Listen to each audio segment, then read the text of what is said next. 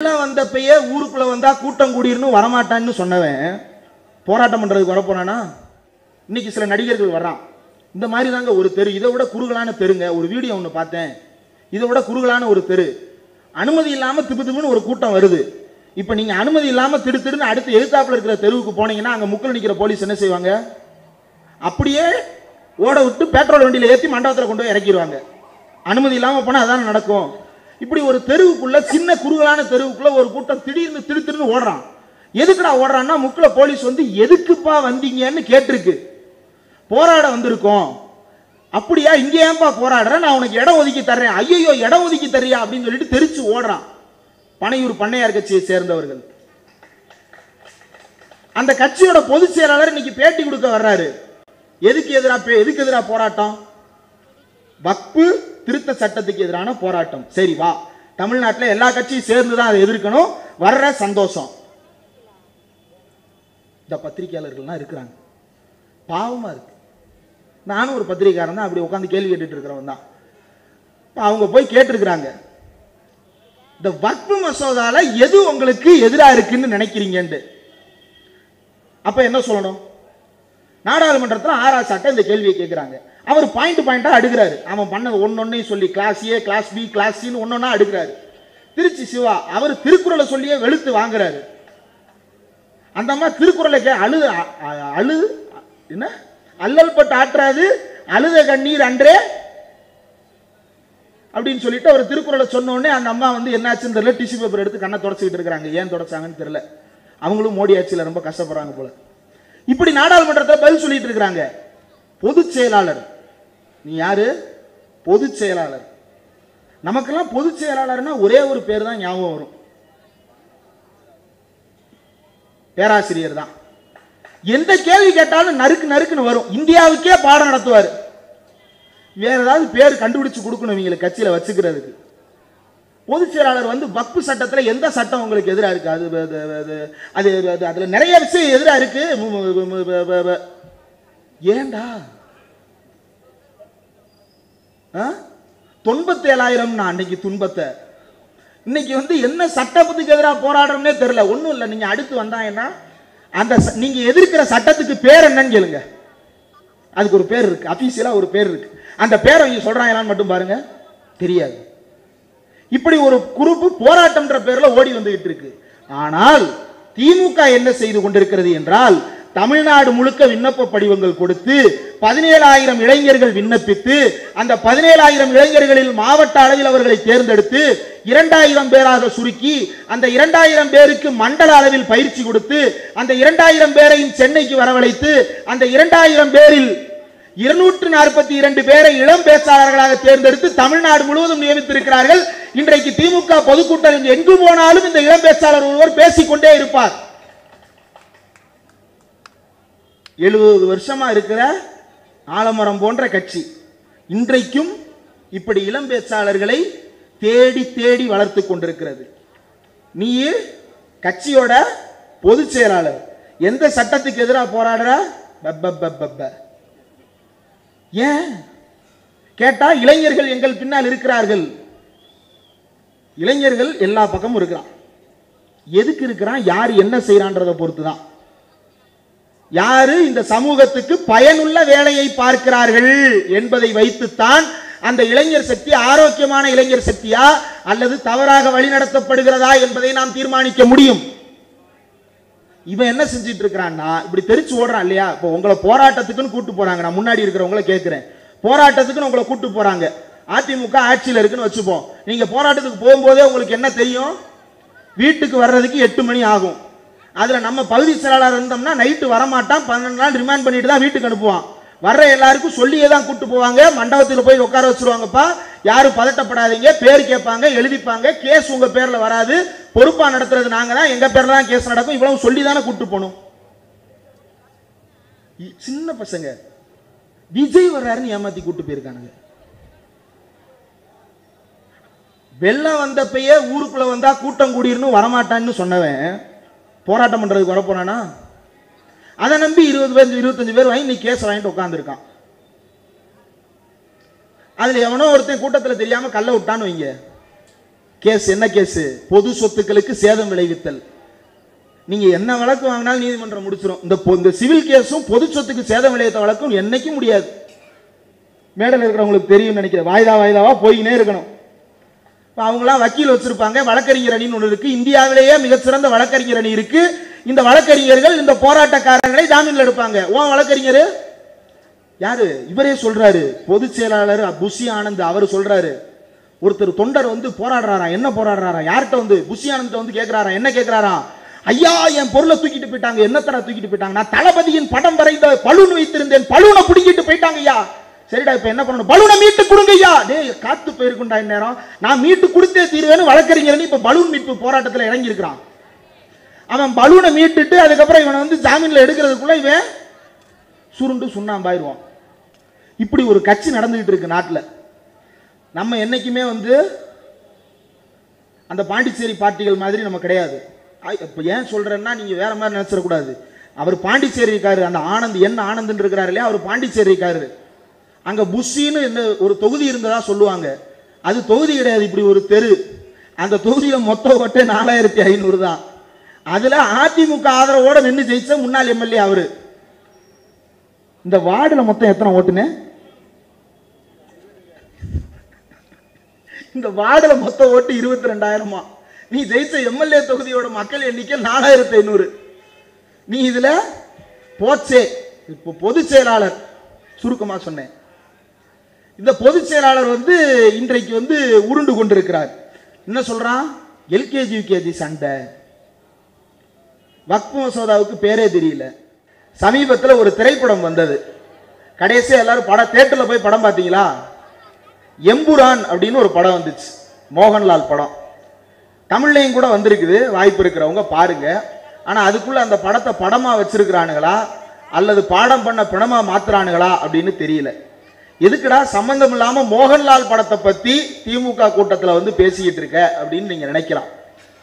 ஏன் சொல்றேன்னா, மோகன்லால் என்பவர் தமிழ்நாட்டில் எப்படி ரஜினிகாந்த் ஒரு மிகப்பெரிய நடிகரோ அது போல கேரளாவில் மிகப்பெரிய நடிகர் மோகன்லால். அந்த மோகன்லால் நடித்து பிருத்திவிராஜ் இயக்கிய ஒரு திரைப்படத்தின் பெயர் லூசிபர்னு ஒரு படம் வந்தது. அந்த படத்தினுடைய பாகம் 1 ஏற்கனவே வந்துருச்சு. இது பாகம் 2, லூசிபர் 2. அந்த படத்துக்கு பேர் எம்புரான் அப்படின்னு. இந்த எம்புரான் திரைப்படத்தில் அந்த படத்தோட ப்ரொடியூசர் யாருன்னா, கோகுலம் சிட் ஃபண்ட்ஸ்னு ஒரு சிட் ஃபண்ட் இருக்கு. அந்த கோகுலம் சிட் ஃபண்ட்ஸ்னுடைய முதலாளி தான் அந்த திரைப்படத்தை தயாரித்திருக்கிறார். இன்றைக்கு அந்த தயாரிப்பாளர் வீட்டில் அமலாக்கத்துறையினர் விடிய விடிய ரெய்டு நடத்தி கொண்டிருக்கிறார்கள். சம்பந்தமே இல்லாம லூசிபர் படத்தை பத்தி பேசுறான், எம்புரான் படத்தை பத்தி பேசுறான், அந்த படத்தை தயாரிச்ச தயாரிப்பாளர் வீட்டை பத்தி பேசுறான். அவர் வீட்டில் ரெய்டு நடந்தா எனக்கு என்ன அப்படின்னு நீங்க நினைக்கலாம். என்ன நடந்தது அப்படின்னா, போன வாரம் அந்த எம்புரான் படத்தை பார்ப்பதற்கான வாய்ப்பு கிடைத்தது. அந்த படம் எதை பற்றிய படம் என்றால், அது ஒரு அரசியல் திரைப்படம். அந்த அரசியல் திரைப்படத்தில் என்ன பேசி இருந்தார்கள் என்பதை அந்த படத்துல ஓபனிங் காட்சியிலிருந்து தவறாம நாம பார்க்க வேண்டிய ஒரு படம். பெரியார் அணை பற்றி கூட வருகிறது, அது பிறகு பேசுவோம். முதல்ல நமக்கு தேவையான விஷயத்தை பேசிவிடுவோம். இந்த எம்புரான் திரைப்படத்தினுடைய ஓபனிங் காட்சியிலே என்ன நடக்குதுன்னா, ஒரு ரயில், அந்த ரயில்ல சில சாமியார்கள், திடீரென்று அந்த ரயிலில் விபத்து. அந்த விபத்து ஏற்பட்டு அந்த ரயிலில் இருக்கக்கூடிய 2 பெட்டிகள் முழுவதுமாக எரிந்து விடுகின்றன. இது வந்து ஒரு கோரமான விபத்து இல்லையா? கோரமான விபத்து. பொதுவாக ஒரு விபத்து நடந்தா என்ன நடக்கணும்? முதலுதவி செய்யணும். விடுதலை திரைப்படம் பார்த்தோம். அந்த திரைப்படத்தில் ஓப்பனிங் காட்சியே என்ன வரும்? ஒரு ரயில் தடம் புரண்டு கிடக்கும். அந்த தடம் புரண்டு கிடக்கின்ற ரயில்ல பல பேர் கைகால்களை இழந்து கிடப்பாங்க. மக்கள் போய் அந்த உள்ளுக்குள்ள கிடந்த அந்த பிணங்களை அகற்றுவது, உயிரோடு இருப்பவர்களை காப்பாற்றுவது, குழந்தைகளை மீட்பதுன்னு மீட்பு பணிகள் செய்வாங்க. ஆம்புலன்ஸ் ஒன்று நிற்கும், டக்கு டக்குன்னு கூட்டிட்டு வந்து வண்டியில ஏற்றி காப்பாற்றுவாங்க. இதுதானே ஒரு விபத்தில் நடக்க வேண்டியது. ஒரு விபத்து நடந்தது என்பதற்காக அந்த விபத்துக்கு பதிலாக போராட்டத்தை நடத்துவார்களா? ஒரு விபத்தை கண்டித்து போராட்டம் நடத்துவார்களா? சரி, போராட்டம்னா எப்படிப்பட்ட போராட்டம் என்றால், அந்த விபத்து நடந்ததாக செய்தி பரவியவுடன் பஜ்ரங் தள் அப்படின்னு ஒரு அமைப்பு, அந்த பஜ்ரங் தள் என்ற அமைப்பு யாரோடதுன்னா விஸ்வ இந்து பரிஷத் என்கின்ற அமைப்போட துணை அமைப்பு. இந்த விஸ்வ இந்து பரிஷத் யாருன்னா பாஜகவுடைய தாய்க்கழகமாகிய RSS கிளை அமைப்பு. இந்த RSS அமைப்பை சேர்ந்த பாபா பஜ்ரங்கின்னு ஒரு ஆளு.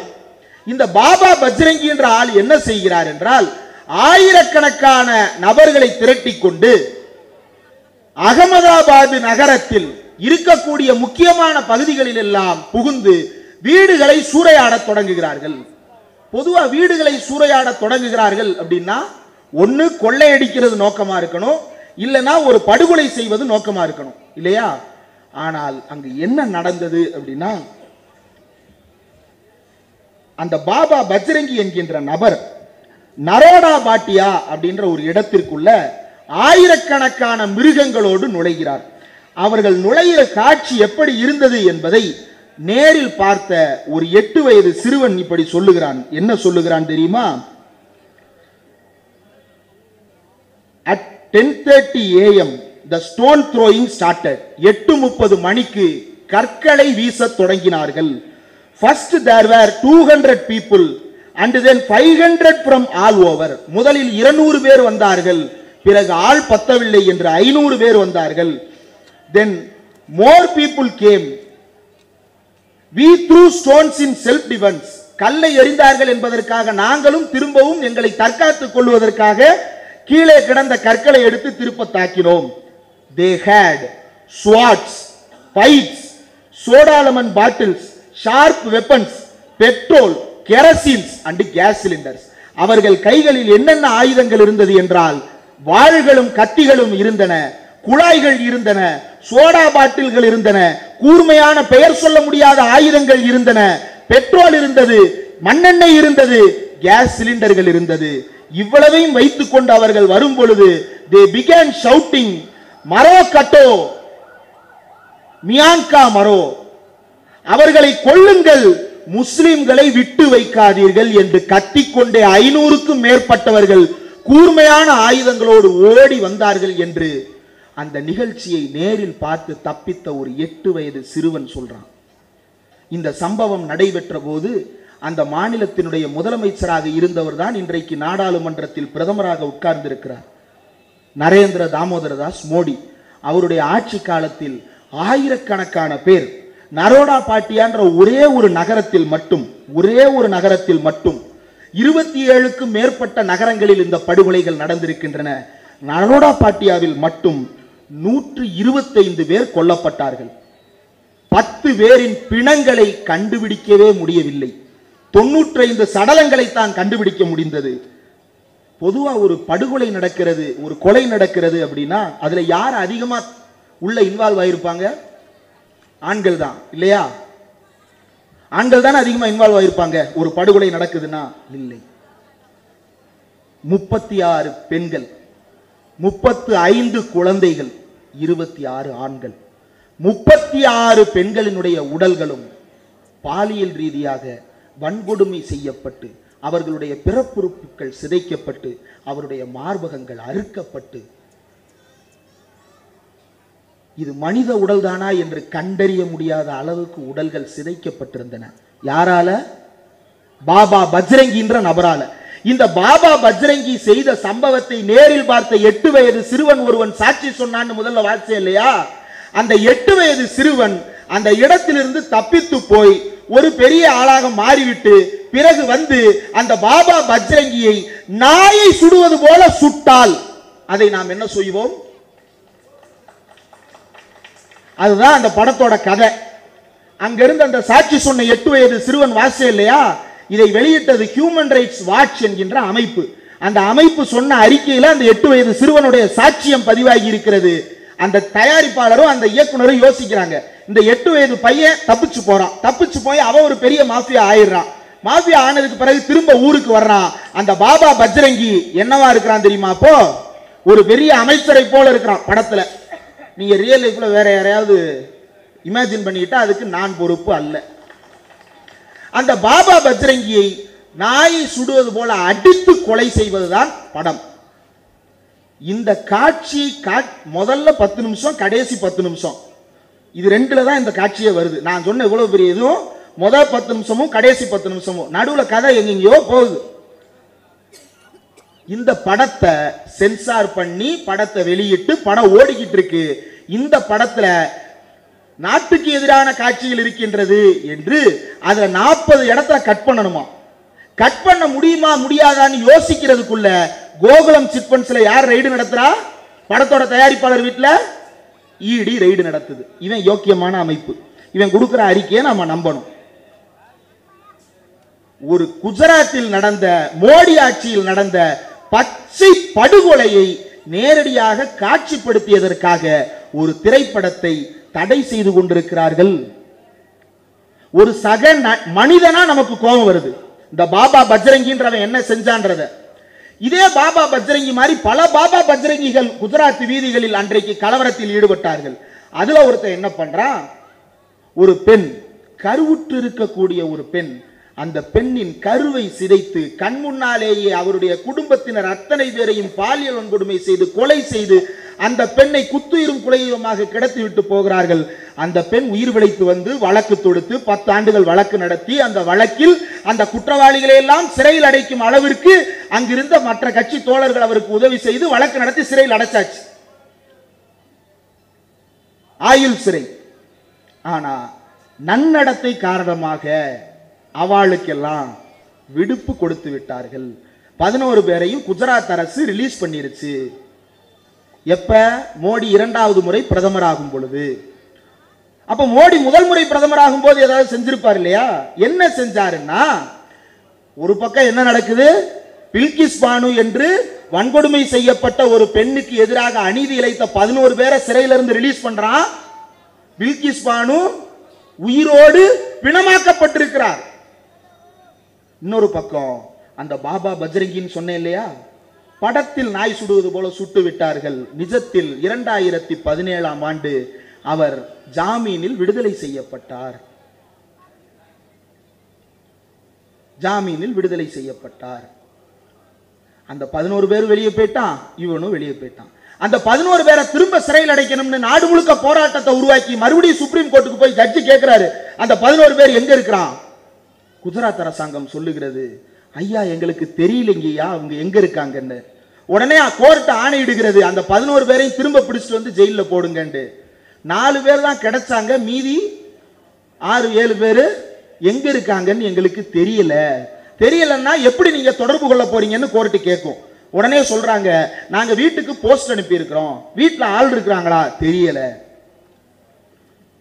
கண்ணுக்கு முன்னால பச்சிலம் குழந்தைகளை படுகொலை செய்தவர்கள் 35 பெண்கள், 36 பெண்கள், 35 பெண்களை பாலியல் ரீதியாக வன்புணர்வு செய்து கொடுமைப்படுத்தி சித்திரவதை செய்து கொலை செய்த கயவர்களை காப்பாற்றிய அரசாங்கம் தான் இன்றைக்கு ஒன்றியத்தில் ஆட்சியில் இருக்கிறது.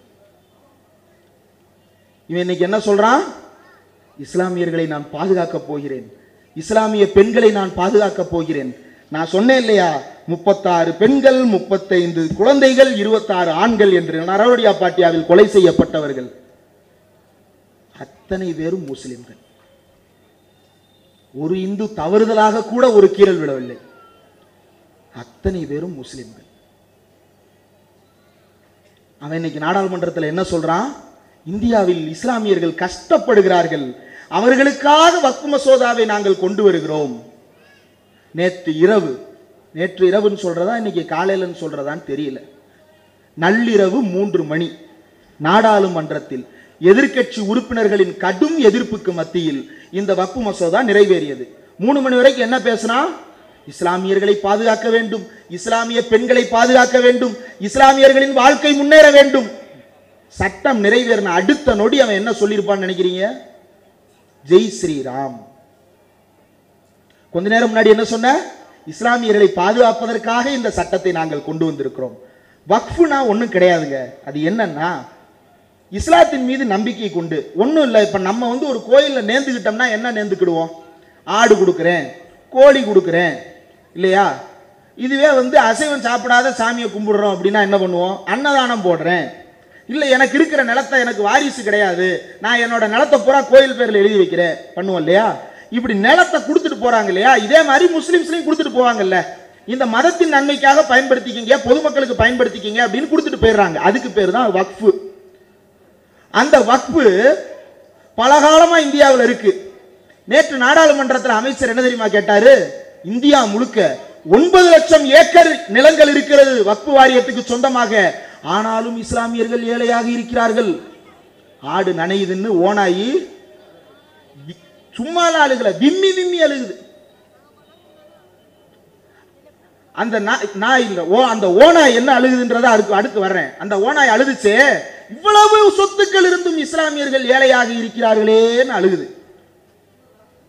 தென் மாநிலங்கள்ல மட்டும் தமிழ்நாடு, கேரளா, கர்நாடகா, ஆந்திரா இந்த 4 மாநிலத்தில் மட்டும் இருக்கக்கூடிய கோயில் சொத்துக்கள் எத்தனை தெரியுமா? நிலம் மட்டும் 12 லட்சம் ஏக்கர். 4 மாநிலத்தில் மட்டும். இந்துக்களில் ஏழைகள் இல்லையா? இந்துக்களில் ஒடுக்கப்பட்டவர்கள் இல்லையா? உடனே என்ன சொல்லுவான்? அறநிலையத்துறையினால நன்மை வந்து சேர மாட்டேங்குது, அறநிலையத்துறை வெளியே போயிட்டா இந்த நிலத்துல எல்லாம் இந்துக்கள் பயன்படுத்தலாம் அப்படின்னு ஒரு உருட்டுவான். அறநிலையத்துறை எப்ப வந்துச்சு? 1924. அதுக்கு முன்னாடி அது இந்துக்களுக்கு பயன்பட்டதான்னா அந்த தெருவுக்குள்ளதான் இந்துன்னு சொல்லிக்கிறவன் நுழையவே முடியாதே. அப்ப நமக்கு பேர் இந்து கிடையாது, நாம் எல்லாம் சூத்திரர்கள், நாம் எல்லாம் பஞ்சமனர்கள், நாம் எல்லாம் தீண்டத்தகாதவர்கள். பெரியார் நடத்திய போராட்டத்திற்கு பிறகுதான் நமக்கு எல்லாம் விடிவு கிடைத்து அந்த நிலங்களுக்குள்ள நடக்கும் உரிமையே நமக்கு கிடைத்தது. இன்றைக்கு அதுல நிறைய வேலைகள் நடந்து கொண்டிருக்கிறது. அப்போ ஒரு கோயிலுக்கோ ஒரு மசூதிக்கோ சொத்து இருக்கிறது என்பதற்காகவே அவர்கள் பலனடைந்து விட முடியுமானா?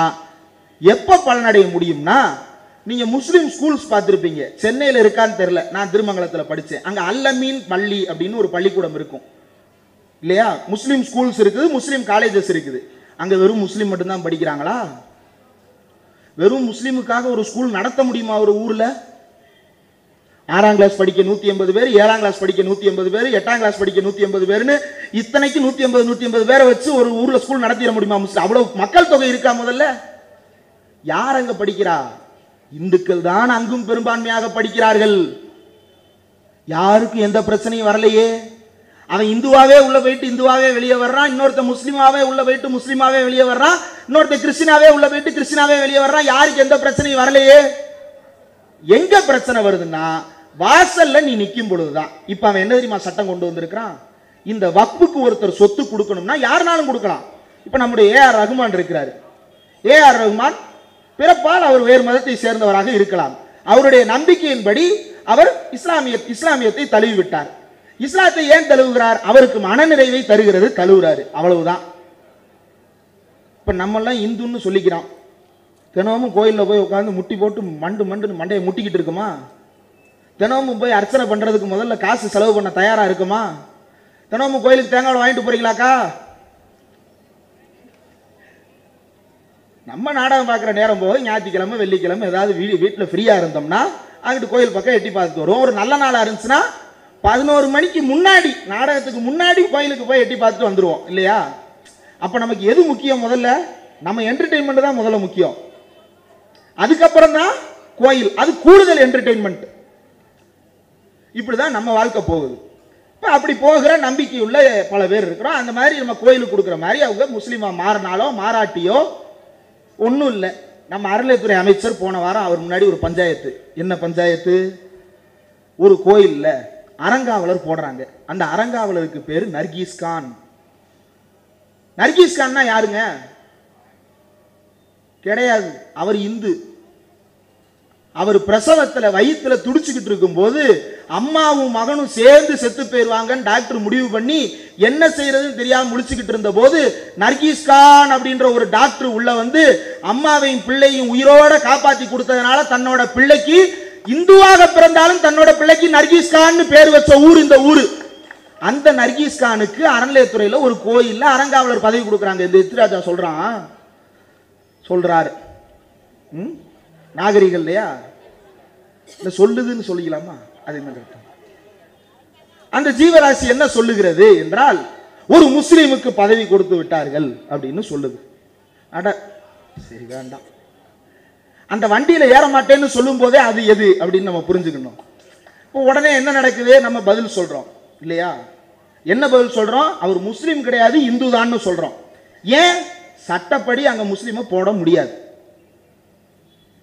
கோயிலுக்கு முஸ்லீமை பொறுப்புல போட கூடாதுன்னு சட்டம் சொல்லுது.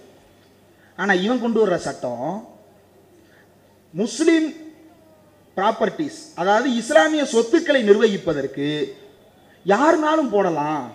ஏன்னு தெரியுமா? நாம மதசார்பற்ற நாட்டில் வாழுகிறோம். ஏண்டா கோயில்ல வெள்ளை அடிக்கிறப்ப உனக்கு மதசார்பின்மை பொருந்தாது, அறநிலையத்துறை நடத்துற பள்ளிக்கூடத்துல ஒரு முஸ்லீம் டீச்சரை போட்டா உன்னுடைய மதசார்பின்மை பொறுத்துக்கிடாது. ஆனா ஒரு மசூதியில போய் இந்துவுக்கு போஸ்டிங் போடுறதுக்கு மட்டும் உனக்கு மதசார்பின்மை தேவைப்படுதா? இததான் நம்ம கேள்வி கேட்கிறோம். அந்த சொத்து கொடுக்கிறதுக்கு என்ன சொல்றான்னா 5 வருஷம் முஸ்லிமா இருந்தாதான் சொத்து கொடுக்கணும் அப்படின்னு சொல்றான். கேட்கறதுக்கு சாதாரணமா தெரியுது. 5 வருஷம் அவர் முஸ்லிமா இல்லையான்றத அதை எப்படி சொல்றான்னா ஷோயிங் அண்ட் டெமான்ஸ்ட்ரேட்டிங். எப்படி? Showing and demonstrating. அவர் பார்க்க முஸ்லீம் மாதிரியே இருக்கணும். நம்ம ஊர்லேயும் தான் பாய் இருக்கிறார். இந்த அனீஸ் எலக்ட்ரானிக்ஸா, அவர் எந்நேரமும் தொப்பி போட்டுக்கிட்டா இருக்கிறாரு? இல்லை நெத்தியில கருப்பா வட்டமா இருந்துகிட்டே இருக்குதா அவருக்கு? இல்லை எந்நேரம் ஜிப்பாலே இருக்கிறாரா? மனுஷன் என்ன ட்ரெஸ் போடுவானோ அதை போட்டிருக்கிறார் இல்லையா? இப்ப சிலது அதுவே கத்தி சொல்லிடுது, நான் இந்த வண்டியில ஏற மாட்டேன் ஏன்னா நான் இதுன்னு சொல்லிடுது. அந்த மாதிரி எல்லாரும் சொல்லிட்டு இருக்க முடியாது. அப்ப நாங்க மனுஷனா இருக்கிறோம், நாங்க நல்ல உடை போடுறோம், நல்ல மனுஷரா நாங்க வாழ்ந்துகிட்டு இருக்கிறோம். இவன் என்ன சொல்றான்? முஸ்லிமாக ஷோயிங் அண்ட் டெமான்ஸ்ட்ரேட்டிங், பார்ப்பதற்கும் வாழுவதற்கும் முஸ்லிமை போலவே இருக்க வேண்டும். யார்கிட்ட சர்டிபிகேட் வாங்குறது? லோக்கல்ல இருக்கிற விஏ ஓட்ட, தாசில்தார்ட்ட, கலெக்டர்கிட்ட. ஒருத்தர் முஸ்லிமா இல்லையான்றத அவன் எப்படிங்க கண்டுபிடிப்பான்?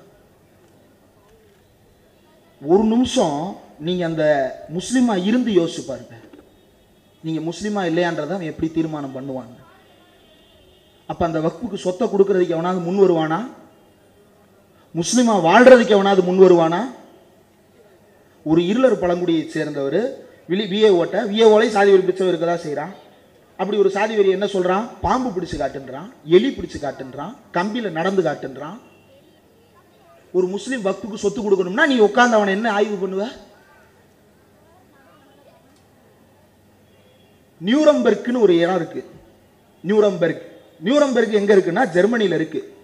அங்க ஒரு மீசக்காரர் என்ன செஞ்சாருன்னா, இந்த ஊரில் இனிமேல் யார் யார் எப்படி வாழ வேண்டும் அப்படின்றத அவர் தீர்மானம் பண்ணாரு. என்ன தீர்மானம் பண்ணான்னா, இந்த நாட்டில் யூதர்களை கண்டுபிடிப்பது எப்படி, யூதர்களாக வாழுவது யார் யார், அவர்களுக்கு நாம் வேலை கொடுக்கலாமா கூடாதான்னு அவன் ஒரு சட்டம் போட்டான். அவனுக்கு பேர் என்னது? யாருங்க அது மூடின்றது? ஹிட்லர். அவருக்கு பேர் என்ன? இப்படிலாம் சொல்லாங்க. அப்புறம் வந்து கேமராவில் நான் பேசுறதா வரும், நீங்க பேசுனது வராது. சொல்லலன்றீங்களா? அப்புறம் எப்படி கேட்குது? அசரீரி ஒலிக்குது. காற்றுக்கு தெரிகிறது மோடி யார் என்று. அப்ப அந்த ஹிட்லருக்கு இணையான ஒரு நபராக இன்றைக்கு ஆட்சி நடத்தி கொண்டிருக்கிறார். இவங்க முஸ்லிம். என்னென்ன சொன்னா எலெக்ஷன் அப்ப இப்ப இதுக்கு வந்து சச்சார் கமிட்டின்னு ஒரு கமிட்டியை தூக்கிட்டு வர்றாங்க. நிறைய பேருக்கு தெரியாது, நீங்க தெரிஞ்சிருக்கணும்னு அவசியம் இல்லை, ஆனாலும் நான் சொல்றேன் கேட்டுங்க. சச்சார் கமிட்டின்னு ஒரு கமிட்டி இல்லையா? அந்த கமிட்டி என்ன சொல்லுது தெரியுமா? முஸ்லிம்களுக்கு என்னென்ன மாதிரியான உரிமை கொடுக்கணும்னு சொல்லுது. இவன் என்ன சொல்றான்? சச்சார் சொல்லி இருக்கிறாரு, இவ்வளவு சொத்துக்கள் இவங்களுக்கு இருக்கு, இதை பயன்படுத்தி அவங்க நன்மைக்கு பயன்படுத்தலாம்னு சச்சார் சொல்லி இருக்காருன்னு சொல்றான்.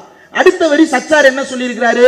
முஸ்லிம்களுக்கு இடஒதுக்கீடு கொடுன்னு சொல்லி இருக்கிறாரு. அதை நீ வாயை திறந்து பேசுறியா? மகாராஷ்டிரால போன வருஷம் எலெக்ஷன் அப்போ வந்து என்ன சொன்னாரு? யார நம்ம சந்தான பாரதி பாருங்க, அமித்ஷா என்ன சொன்னாரு? முஸ்லிம்கள் இந்துக்களின் இடஒதுக்கீட்டை பறிக்கிறார்கள். எப்படி பறிக்கிறாங்களா? எஸ்சி எஸ்டிக்களின் இடஒதுக்கீட்டை பறிக்கிறார்கள் அப்படின்னு நீ பேசுன. சச்சார் என்ன சொன்னாரு? முஸ்லிம்களுக்கு இடஒதுக்கீடு கொடுக்கணும்னாரு, 10% இடஒதுக்கீடு கட்டாயம் கொடுக்கணும்னாரு. அன்னைக்கு எப்ப? 2010க்கு முன்னாடி. அப்ப இன்னைக்கு 2% கூடி இருக்கணும்ல. 12% இடஒதுக்கீடு நீ கொடுத்தியா? அப்ப முஸ்லிம் சொத்து திருடணும் உனக்கு.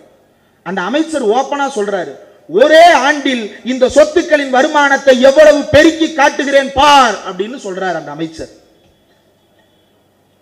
அறநிலையத்துறை அமைச்சர் நாளைக்கு வந்து இந்து கோயில்களின் சொத்துக்களை எப்படி நான் வருமானம் பெருக்கி காட்டுகிறேன் பார் அப்படின்னா அந்த வண்டியில ஏறாத ஜீவன் சும்மா இருக்குமா?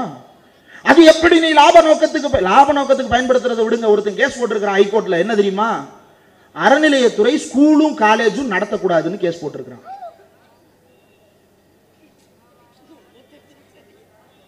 யார் படிக்க போறா? இந்து தானே படிக்க போறான். இந்து படிக்கிறதுக்கு அறநிலையத்துறை ஸ்கூல் கட்டக்கூடாதா? அப்புறம் எதுக்கு அவ்வளவு சொத்து அந்த கோயிலுக்கு? தஞ்சை பெருவுடையார் கோயில்ல மொத்த லேண்ட் எவ்வளவு தெரியுமா அவங்களுக்கு? 60,000 ஏக்கர். 60,000 ஏக்கர். இது நம்ம ஆசிரியருடைய புத்தகத்தில் எழுதியிருக்கிறார். அதுல எவ்வளவு தெரியுமா மிச்சம் இருக்கு? 20,000. மீதி 40,000 சுவாஹா. நிவேதனம் பண்ணிட்டோம். யாருக்கு? எங்களுக்கே. இப்படி பண்ணியிருக்கிறாங்க, உண்மையிலே பண்ணியிருக்கிறாங்க. 60,000 ஏக்கர் 40,000 ஏக்கர் எங்கன்னு தெரியல. ஊர் ஊரா இருக்கு அறநிலையத்துறைக்கு. கோயிலுக்கு சொந்தமான இடம். அறநிலையத்துறை இன்னைக்கு அதை மேற்பார்வை பார்க்குது. நம்முடைய அமைச்சர் வந்ததற்கு பிறகுதான் காணாமல் போன நிலங்களை எல்லாம் மீட்டெடுத்துக் கொண்டிருக்கிறார். அதுல மதுரை மீனாட்சி அம்மன் கோயில்ல ஒரு லேண்ட் யாருக்கு சொந்தம்? மீனாட்சி அம்மன் கோயிலுக்கு சொந்தம். ஆனா பவரப்பட்டாணி என்னன்னு பார்த்தா நயினார் பாலாஜின்னு எழுதியிருக்கு. யாரு? நயினார் நாயேந்திரன் பையனா தம்பியா? அவர் பேர்ல அந்த நிலத்தை வச்சு யாருக்கோ பட்டா போட்டு கொடுத்திருக்கிறாங்க. அறப்போர் இயக்கம்னு ஒரு இயக்கம் அதை கண்டுபிடிச்சிருக்குது. இப்படி அறநிலையத்துறையின் சொத்துக்கள் எல்லாம் ஒரு பக்கம், யார் யாராலோ சூறையாடப்பட்டதெல்லாம் இன்றைக்கு மாண்புமிகு அமைச்சர் வந்ததற்கு பிறகு, முதலமைச்சர் வந்ததற்கு பிறகு அந்த நிலங்கள் எல்லாம் மீட்கப்பட்டு அதன் மூலமாக கோயில்களினுடைய நலம் பாதுகாக்கப்படுகிறது. கோயில் நலம் எப்படி பாதுகாக்கப்படுகிறது? கோயிலுக்கு வருகின்ற பக்தர்களுக்கு மனநிறைவு கொடுப்பதோடு வயிறார உணவையும் நிறைத்து அனுப்பி கொண்டிருக்கிறோம். அன்னதானம் என்கின்ற பெயரால் கண்டவன்லாம் வந்து சாப்பிட்றான். அன்னதானம் போடக்கூடாதுன்னு ஒருத்தன் சொல்றான். யாரா இருக்கும்? யாரு லொல்லுன்றது? செட்நாடு பக்கம் இருக்கு அந்த மிருகம். இப்படி கேஸ் இப்படி ஒன்னொன்னுக்கும் அறநிலையத்துறை அன்னதானம் போடக்கூடாது, அறநிலையத்துறை ஸ்கூல் நடத்தக்கூடாது, அறநிலையத்துறை காலேஜ் நடத்தக்கூடாது. ஆனா வக்ஃபு சொத்துக்களை மட்டும் நான் எடுத்து வச்சுக்கிட்டு இந்தியாவுக்கு நல்லது செய்ய போறேன். நீ என்ன செய்வேன்னு எங்களுக்கு தெரியும் ராஜா. ஒரு 20 வருஷம் 30 வருஷத்துக்கு முன்னாடி வந்த தண்டவாளம் போடணும் இடத்த கொடுன்னு கேட்ட, நாங்க இடத்த கொடுத்தோம். என்ன சொல்லி வாங்கின? உங்களுக்காக தான் ரயில் விட போறோம்னு சொல்லி வாங்கின. எனக்காக ரயில் விட்ட. கடைசியில் என்ன சொன்ன? சம்பாத்தியம் இல்லைன்னு சொன்ன. சரி, சம்பாத்தியம் இல்லைன்னா நிலத்தை பூரா திருப்பி கொடுக்க போறியா? உங்களுக்கு கொடுக்க மாட்டேன், அதானி வாங்கிக்கிறேன்னு சொல்லிட்டாரு. அப்ப எப்படி உங்கள்ட்ட இருந்து நிலத்தை வாங்குறது பொது நோக்கத்துக்குன்னு சொல்லி அதே இடத்துலதான் இன்னமும் ரயில் ஓடுது. ஆனா ஓட்டுறவர் மட்டும் மாறிடுறாரு. அந்த நிலத்தை அவன் பேர்ல மாத்தி விட்டுறான். அப்ப மக்கள் சொத்து அதானி சொத்தாக மாற்றப்பட்டு கொண்டே இருக்கிறது. இதைத்தான் தமிழ்நாடு அரசு தொடர்ந்து எதிர்த்து கேள்வி கேட்டுக் கொண்டிருக்கிறது. இவனுக்கு ஒரு திரைப்படம் மட்டும் இல்ல, ஒரு டிவி நிகழ்ச்சி ஒரு பிரச்சனையா இருக்கு. நீயா நானா இந்தி திணிப்புக்கு எதிராக ஒரு ப்ரோக்ராம், அதை மிரட்டி நிப்பாட்டி வச்சிருக்கிற. 234 தொகுதியிலே நடந்துட்டு இருக்கே. இது என்ன செய்ய முடியும்? என்ன செய்ய முடியும்? தமிழ்நாடு முழுக்க 234 தொகுதிகளிலும் நிச்சயம் ஒரு இளம் பேச்சாளர் ஒருவரோடு சேர்த்து அந்த கூட்டத்தை நடத்த வேண்டும் என்று துணை முதலமைச்சர் இளைஞர் செயலாளருடைய உத்தரவு. இந்த இளம் பேச்சாளர்கள் எப்படி தேர்ந்தெடுக்கப்பட்டார்கள்?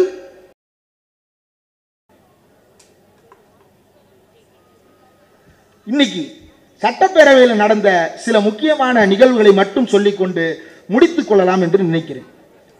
நீட் தேர்வு விவகாரம். இந்த நீட் தேர்வு விவகாரத்தை தமிழ்நாடு அரசு தொடர்ச்சியாக எதிர்த்து கொண்டிருக்கிறது. என்னென்னவெல்லாம் சொல்லி நாம் எதிர்க்கிறோம் என்றால், ஆனால் இவர்களை போல அல்ல. நீட் தேர்வை நாம் ஏன் எதிர்க்கிறோம் என்பதற்கு 4 அட்டவணை. நான் சொல்லல, நீதிபதி AK ராஜன் சொன்னது.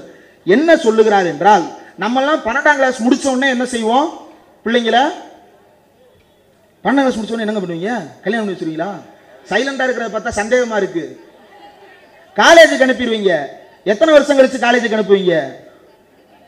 என்னடா கூறுகட்ட பய மாதிரி கேள்வி கேட்கிற? முடிச்சா அடுத்த மாசம் அட்மிஷன் தானடா போடணும், ரிசல்ட்டுக்கு தானடா வெயிட் பண்ணிக்கிட்டு இருக்கிறோம் நீங்க சொல்லுவீங்க. ஆனா ஒரு சிலர் இருக்கிறாங்க, அவங்க இப்படிலாம் உடனேலாம் உங்களை மாதிரிலாம் உடனே அனுப்ப மாட்டாங்க. ஏன்னா உங்களுக்கு காலேஜ் முடிச்சு வேமா வேலைக்கு போகணும். 3 வருஷம் வீட்டில் உட்கார வச்சு காலேஜ் போறதுக்கு தயார் பண்ணுவீங்களா? பண்றான். 3 வருஷமா நீட் எழுதுறான், 3வது வருஷம் பாஸ் ஆகுறான். சரி, அதெல்லாம் ரொம்ப கம்மியான ஆளுங்க தான்ப்பா அப்படின்னு நீங்க நினைக்கலாம். எவ்வளவு சதவீதம் அப்படி வந்திருக்கிறான் அப்படின்னு சொல்றேன். 2010 12ஆம் கிளாஸ் முடிச்சுட்டு நேரடியா எழுத போறவங்க, நேரடியா செலக்ஷன்ல போறவங்க எத்தனை சதவீதம்? 92.85%. தமிழ்நாட்டில் மட்டும் கரண்ட் ஸ்டூடெண்ட்ஸ், அதாவது 12th முடிச்சுட்டு ஃப்ரெஷ்ஷா போறவங்க சதவீதம் எவ்வளவு? 92.85. 2011-12 99.29, கிட்டத்தட்ட 100%. ஃப்ரெஷர்ஸ் இப்ப 12th முடிச்சு இப்ப ஜாயினிங் போடுறது. நீட் தேர்வு வந்த முதல் வருடம் 2017-18. முதல் வருஷம் 12th முடிச்சுட்டு இம்மீடியட்டா காலேஜுக்கு, மெடிக்கல் காலேஜுக்கு போனவங்க எண்ணிக்கை எவ்வளவு தெரியுமா? 61.64%. மற்றவன்லாம் அவனுக்கு பேரு ரிப்பீட்டர்ஸ். 2016 சட்டம் கொண்டு வந்துட்டான். ஒரு வருஷம் விலக்கு பெற்று அதுக்கப்புறம் நமக்கு திரும்ப வந்தது. அந்த ஒரு வருஷத்துல நீட்டுக்கு படிச்சு ஃபெயில் ஆகி மறுபடியும் நீட்டுக்கு படிச்சு பாஸ் ஆகி வந்தவனுடைய சதவீதம் 38. இது எவ்வளவு? 2017. 2018 இந்த ரிப்பீட்டடா வீட்டில் உட்காந்து வருஷமா நீட் எழுதுறான் இல்லையா, அவன் எவ்வளவு பேர் மெடிக்கல் காலேஜ் அட்மிஷன் வந்தான் தெரியுமா? 50%. அப்ப பிளஸ் 2 முடிச்சவன் 49%. 2019-20 பிளஸ் 2 முடிச்சவங்க 30%. திரும்ப திரும்ப படிச்சு உள்ள போனவன் 69%. என்னடா முடிச்சுட்டேன்னு பார்க்காதீங்க. 2020-21 பிளஸ் 2 முடிச்சு இமிடியேட்டா ஜாயின் பண்ணவங்க 28%. திரும்ப திரும்ப படிச்சு பாஸ் ஆனவன் 71%. அனிதா மாதிரி அன்றாடம் வேலைக்கு போனா தான் வீட்டுல கூலுன்னு இருக்கிற வீட்டு பிள்ளைங்களால திரும்ப திரும்ப உட்கார்ந்து நீட்டுக்கு படிக்க முடியுமா? நீங்க படிக்க வைப்பீங்களா? பொருளாதாரம் இருக்கா? 3 வருஷம் உட்கார்ந்து நீட்டுக்கு, சரி நீட்டுக்கு படிக்கிறதுனா வீட்டுல உட்கார்ந்து புத்தகத்தை வச்சு படிக்க வேண்டியது தானே. அப்படி படிச்சா பாஸ் ஆக முடியாது. நீங்க எங்க போகணும்? கோச்சிங் சென்டருக்கு போகணும். அப்படி கோச்சிங் சென்டர் போறவங்களுக்கு குறைந்தபட்ச கட்டணம் எவ்வளவு தெரியுமா? 30,000. அதிகபட்சம் 2.5 லட்சம். தமிழ்நாட்டில் மட்டும் 400 சென்டர்ஸ் இருக்கு. எந்த வருஷ கணக்குப்படி? 2021 கணக்குப்படி தமிழ்நாட்டில் மட்டும் 400 நீட் பயிற்சி மையங்கள் இருக்கு. அந்த 400 நீட் பயிற்சி மையங்களுடைய ஒரு ஆண்டு வருமானம் எவ்வளவு தெரியுமா? எவ்வளவு இருக்கும் நினைக்கிறீங்க? ஒரு மையத்தினுடைய வருமானம் ஒரு ஆண்டில் 15 கோடி. தமிழ்நாட்டில் மட்டும் அந்த மையங்களினுடைய மொத்த வருவாய் 5600 கோடி. இந்தியா முழுவதும் 1,70,000 கோடி ஒவ்வொரு ஆண்டும் நீட் பயிற்சி மையங்கள் கொள்ளையடித்துக் கொண்டிருக்கின்றன. 2016 இருந்து நீட் எழுதிட்டு இருக்கிறான். 10 வருஷத்துல வருஷத்துக்கு 1.5 லட்சம் கோடின்னு கணக்கு வச்சா 15 லட்சம் கோடி வாரி சுருட்டி இருக்கிறார்கள் பண முதலாளிகள் இந்த மோடி ஆட்சி காலத்தில். பலிகடாவாக்கப்பட்டது யார்? நம்முடைய வீட்டு அனிதாக்கள், நம்முடைய வீட்டு மணிரத்னங்கள் பலிகடாவாக்கப்பட்டு கொண்டிருக்கிறார்கள். நம்ம வீட்டு பிள்ளைங்க தூக்கு கயித்துல தொங்குது. திரும்ப திரும்ப படிக்கிற வீட்டு பிள்ளைங்க கழுத்துல ஸ்டெதஸ்கோப் தொங்குது. காசுள்ளவன் கழுத்துக்கு ஸ்டெதஸ்கோப்பு, காசு இல்லாதவன் கழுத்துக்கு தூக்கு கயிறு. இதுதான் மோடி அரசு வகுத்திருக்கின்ற புதிய மனுநீதி. இந்த மனுநீதி ஆட்சியை நாம் எதிர்த்துக் கொண்டிருக்கிறோம். இதை ஏன் இன்னொரு சுதந்திர போராட்டம் என்று நாம் சொல்லுகிறோம் என்றால், சுதந்திர போராட்டத்தில் எத்தனையோ ஆண்டுகளாக போராடி இந்த சுதந்திரத்தை பெற்று நாம் இன்றைக்கு வாழ்ந்து கொண்டிருக்கிறோம். சுதந்திரம் எப்ப கிடைச்சது? 1947 சுதந்திரம் கிடைத்தது. எப்ப இருந்து போராடுறோம்? 47 ஆகஸ்ட் 14ஆம் தேதி போராடி 47 ஆகஸ்ட் 15ஆம் தேதி சுதந்திரம் கிடைச்சதா? வேலு நாச்சியார், பூலித்தேவன், கட்டபொம்மன், மருது சகோதரர் காலத்துல இருந்து போராடிட்டு இருக்கிறோம். வேலூர் சிப்பாய் கழகம் காலத்துல இருந்து போராடிட்டு இருக்கிறோம். 100-200 வருஷமா போராடிட்டு இருக்கிறோம். கட்டபொம்மன் போய் கட்டபொம்மா நீ என்னப்பா வரி கொடுக்க மாட்டேன்னு சொன்ன, நாளைக்கே சுதந்திரம் வாங்கி கொடுப்பேன்னு பார்த்தா நீ ஏன் தூக்குல தொங்குறன்னு கேட்கிறவன் அவனை என்னன்னு சொல்லலாம்? வண்டியில ஏற மாட்டேன்னு சொன்ன அந்த ஜீவன் தானே சொல்ல முடியாது. அப்படித்தான் இந்த ஒன்றிய அரசு தமிழ்நாட்டின் மீது நடத்துகின்ற இந்த ஏகாதிபத்தியத்தை எதிர்த்து நாம் ஒரு சுதந்திர போராட்டத்தை, இரண்டாவது சுதந்திர போராட்டத்தை, இந்த பாசிச பாஜக அரசிடமிருந்து இந்த நாட்டை விடுவிப்பதற்கான போராட்டத்தை, ஜனநாயகத்தை இந்த இந்திய திருநாட்டில் மீண்டும் மலர வைப்பதற்கான போராட்டத்தை நாம் நடத்தி கொண்டிருக்கிறோம்.